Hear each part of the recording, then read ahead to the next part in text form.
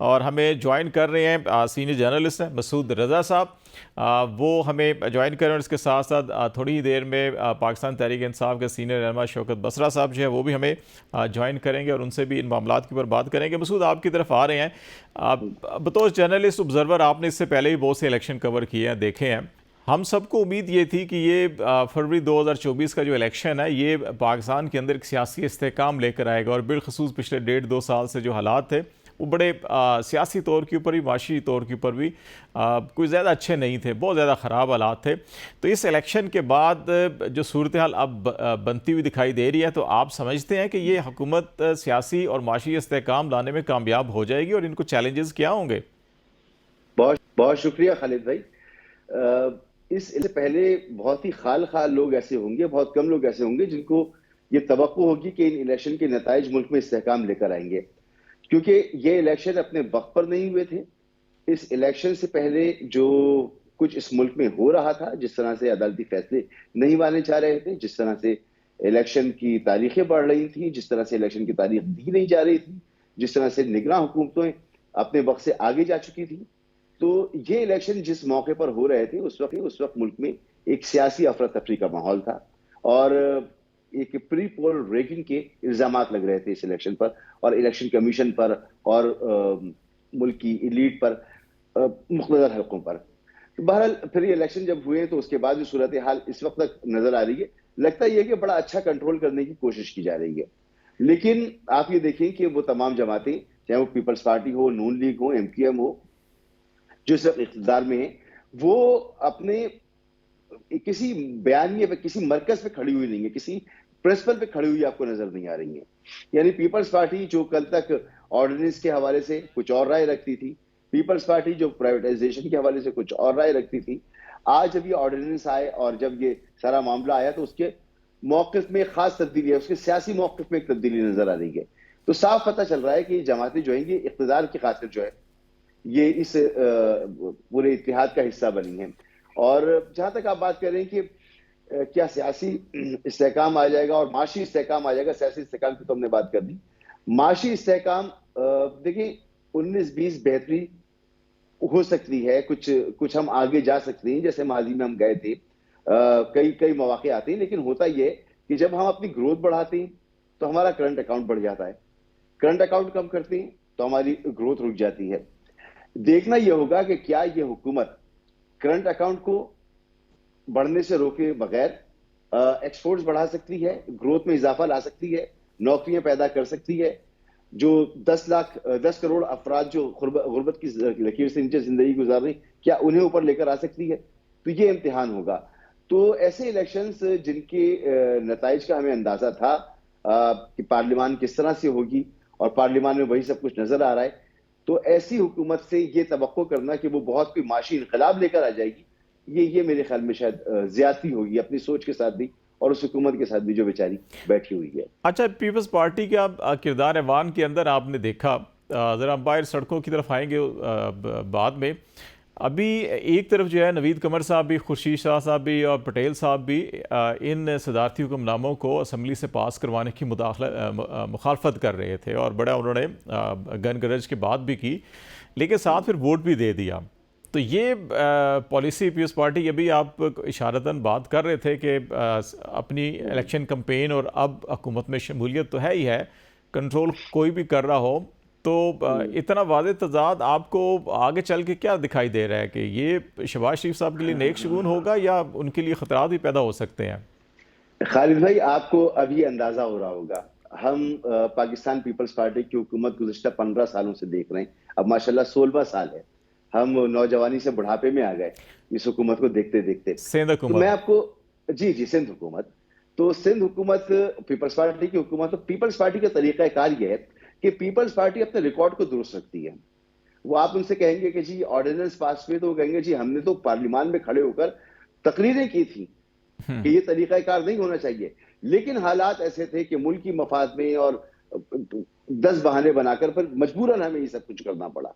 हम military courts के खिलाफ हैं, उसके खिलाफ तकरीरें भी होंगी, आपको उनके लोग आंसू बहाते हुए, रोते हुए भी नजर आएंगे, लेकिन फिर वो वोट उसके हक में दे देते हैं।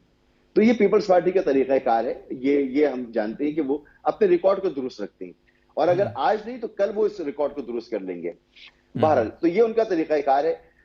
हुकूमत के लिए मुश्किल ये है कि हुकूमत इस वक्त पाकिस्तान पीपल्स पार्टी की जुम्बिश अबरू का पर चल रही है कि जो पीपल्स पार्टी कहेगी वो इस हुकूमत को करना पड़ेगा। तो शहबाज शरीफ साहब ने बहुत ही वीक हुकूमत ली है, बहुत कमजोर हुकूमत ली है। देखा जाए तो ये हुकूमत 2/3 मेजोरिटी हासिल करने वाली है, इत्तेहादियों की हुकूमत। सेनेट इलेक्शन के बाद आप देखेंगे कि सेनेट में भी 2/3 मेजोरिटी होगी। ऐवान ज़ेरी में तो हो गई है, ऐवान बाला में भी सूरत हाल होगी। तो कहने को ये 2/3 मेजोरिटी की हुकूमत होगी, ये आईनी तरामीम भी करती हुई आपको नजर आएगी, ये बड़ी फाल अंदाज से कानून साजी भी करेगी, ये प्राइवेटाइजेशन भी करेगी। लेकिन अगर कोई पार्टी, एक पार्टी ये चाहे कि वो अपने एजेंडे को आगे बढ़ाए, तो ये किसी पार्टी के लिए मुमकिन नहीं होगा। तो ये एक बड़ी यूनिक सिचुएशन है पाकिस्तान में।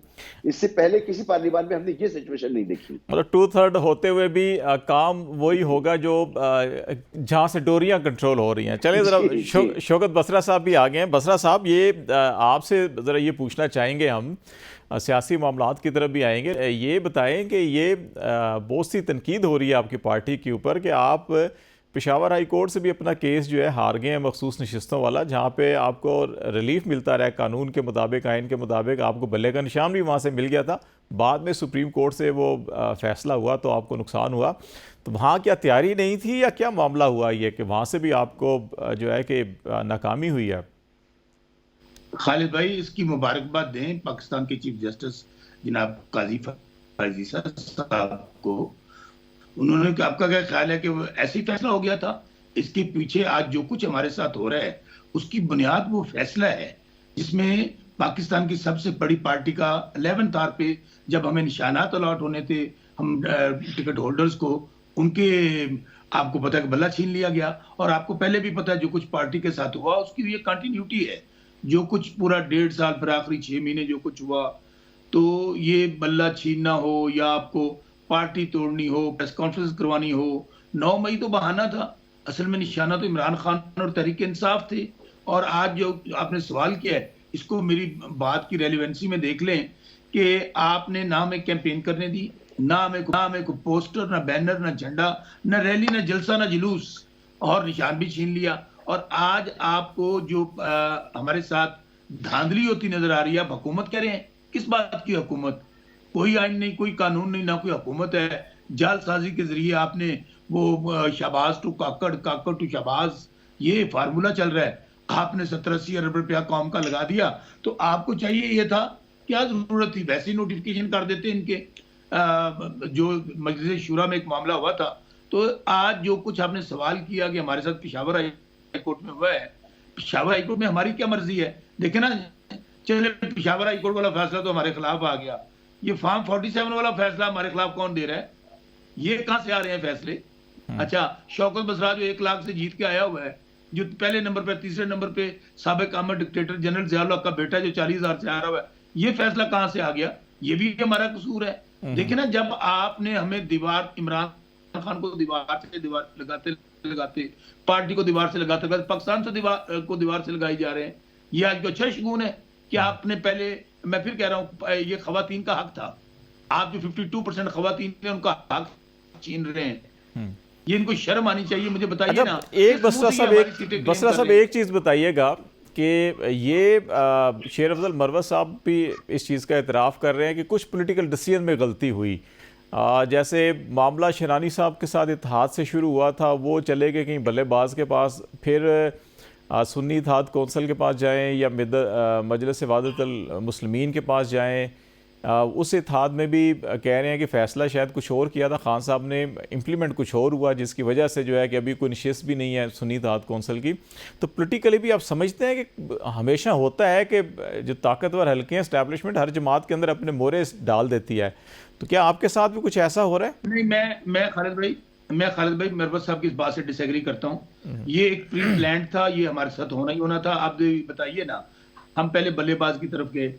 अच्छा, उसके साथ बल्लेबाज के साथ हुआ क्या बल्लेबाज के साथ जो कुछ हुआ है उसको उठाया गया, उस पर तशद्दुद किया गया, उससे प्रेस कॉन्फ्रेंस करवाई गई, उसको आगे ले चले।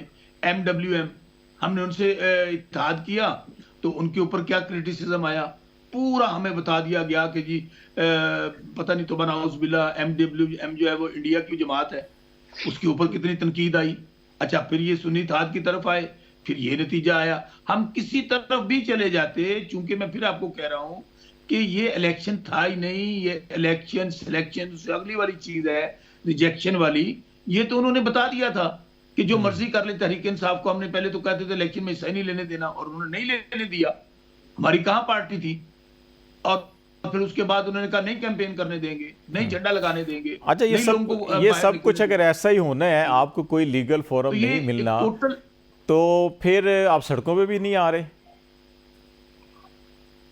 खालिद भाई, सियासी वर्कर जो हमेशा अपनी ताकत, स्ट्रीट पावर आपके पास है, स्टेप बाय स्टेप सारा कुछ कर रहे हैं। आपने देखा कि डे 1 से हम लोग असेंबली के अंदर भी अगर ओथ लिया है हमारे लोगों ने, तो ये नहीं कि हम इस हुकूमत को तस्लीम करते हैं, या अमीन गंडापुर साहब अगर वज़ीर आज़म को मिल रहा है तो हम इनको लीटमाई समझते हैं। नो, ये जालसाज हुकूमत है, जाली वज़ीर आज़म है, जाली सदर है, जाली वज़ीर आला है, सब हारे हुए हैं अपनी सीटें। अगर मियां नवाज शरीफ आ रहा हुआ है, शहबाज शरीफ आ रहा हुआ है, मरियम बीबी आ रही हुई है जो कैलबरी फॉन्ट वाली 36 सीटों से वज़ीर आला बनी हुई है और खुद सीट हार गई है, वो इस तरह बिहेव कर रही है जैसे बादशाह सलामत हो। तो ये तो जाती उम्रा के शहजादे शहजादिया बादशाहों का काम है। मैं फिर कह रहा हूं कि आज जो निज़ाम पाकिस्तान के अंदर है ना, इसमें बदतरीन आमरीत से भी अगर बुरे हालात है तो वो आज है। उसकी वजह देखिए, जब आमरीत होती है ना खालिद भाई, उसमें तो बता दिया जाता है कि कोई आइन और कानून नहीं है। एक तरफ आप क्या कर रहे हैं कि जी ढोंग रचाया है अपने, और ये बहुत खतरनाक ट्रेंड है कि आप अवाम को इस तरह मायूसी की तरफ लेकर जा रहे हैं और उसको बदल कर रहे हैं पाकिस्तान से और पाकिस्तान के निजाम से कि आपकी कोई हैसियत औकात नहीं है, आप कीड़े मकोड़े हैं। अवाम ने फैसला दिया, आपने 14 रुपए की बॉल पॉइंट से फैसला बदल दिया। अभी देखे ना क्या हो रहा है, ये बंदर बांट है, ये मालिक गनीमत लुटाया जा रहा है। 10 बजे तेनों किनिया सीटा चाहिए ने, 10 बजे किन्ने जितना आ जाओ साढ़े कोल, ये हो रहा है। ये कल गुजरावाले में क्या हुआ है तो गुजरावाला में हमारा दोस्त जो बेचारा जीता हुआ था 17,000 से, उसके वोट सारे रिजेक्ट कर दिए, दूसरे का एक वोट रिजेक्ट हुआ। वो 7,000 से जीता था, 10,000 वोट जो है मजीद मुस्तरद किया गया उनके, मुस्तरद कर दिया। और खालिद भाई ये और होना है, लेकिन मैं फिर कह रहा हूं what is the end result. अच्छा बसरा साहब, एक ब्रेक लेते हैं, जरा ब्रेक के बाद जरा आते हैं ना, तो इस पे मसूद आपसे भी ये पूछना चाहिए कि जो पाकिस्तान तहरीक इंसाफ की अभी तक की जो स्ट्रेटजी नज़र आ रही है कि लीगल फोरम इस्तेमाल कर रहे हैं, लेकिन क्या जिस माशरे में हम रहते हैं, जिस माहौल में हम रहते हैं, कि कहते हैं ना कि जब तक मुज़ामत नहीं होगी तो मुफाहमत भी नहीं होगी, तो क्या ये पहले इनको मुफाहमत की तरफ जाना चाहिए, जो बहुत से लोग कह रहे हैं कि शायद उस तरफ जा रहे हैं, या इनको अपनी स्ट्रीट पावर भी यूज़ करनी चाहिए, और फिर हुकूमत के लिए जो पीएस पार्टी बहुत से उनके रास्ते में क्या रेड कारपेट बिछा रही है या कांटे बिछा रही है, इस पर भी बात करेंगे ब्रेक पर। नाज़रीन हमारे